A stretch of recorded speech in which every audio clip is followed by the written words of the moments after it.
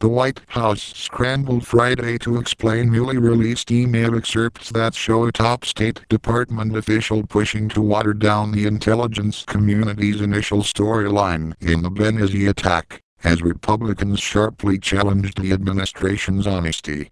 With new details emerging in the Benghazigate controversy, the White House held a background discussion with more than a dozen news organizations.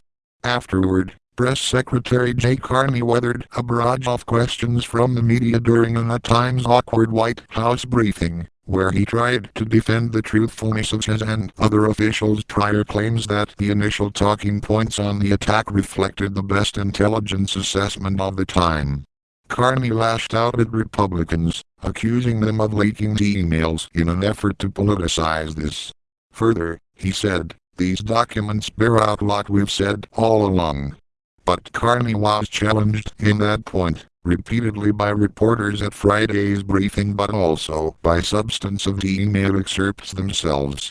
The excerpts pertain to internal discussions in the days after the September 11th attack in the talking points that would be provided to officials. Carney had claimed last year that the only adjustment the White House or State Department made to the language was to change the word consulate to diplomatic facility. But ABC News reported Friday that the talking points were revised 12 times. Initial versions, as has been previously reported, contained references to Al-Qaeda that were later deleted. But the latest excerpts show how State Department spokesman Victoria Nuland pressed the CIA to scrub references to the agency's prior security warnings out of concern they could be used against her department. According to ABC News, the original paragraph read, "The agency has produced numerous pieces in the threat of extremists linked to Al-Qaeda in Benghazi and eastern Libya." These noted that, since April, there have been at least 5 other attacks against foreign interests in Benghazi by unidentified assailants, including the June attack against the British ambassador's convoy. "We cannot rule out the individuals has previously surveilled the U.S. facilities, also contributing to the efficacy of the attacks." But Nuland wrote that the lines could be abused by members left square bracket of Congress right square bracket to beat up the State Department for not paying attention to warnings, so why would we want to feed that either? Concerned.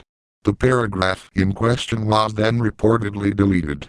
Pressed on that exchange, Carney continued to insist that the only change made by the White House pertained to the description of the post. As for what the State Department requested, Carney suggested the information about terror groups and prior security warnings had questionable relevance.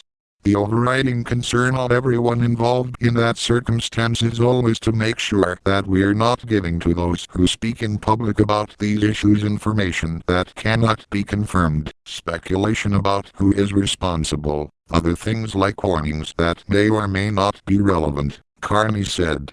State Department spokeswoman Jen Psaki also defended her agency's actions Friday, saying the department raised concern that the points were inconsistent with the public language the administration had used to date, meaning members of Congress would be providing more guidance to the public than the administration. U.S. Ambassador to the UN Susan Rice would use those talking points as the basis for her controversial statements the Sunday after the attack that it was triggered by protests over an anti-Islam film. Carney insisted Friday that the only statement to date that has turned out to be incorrect was the initial claim that there was a protest in the ground in Benghazi. Whistleblowers, ripped the administration over their response to the attack earlier this week, with one testifying that his jaw dropped after he heard Rice's comments on September 16. The Weekly Standard also reported in an email that then CIA Director David Petraeus sent to the CIA's Legislative Affairs Chief, in which he reportedly expressed frustration at the administration's removal of all references to Islamic terrorists. But Secretary of State John Kerry said Friday that, while he respects those whistleblowers who testified, the prolonged political process really doesn't tell us anything new about the facts.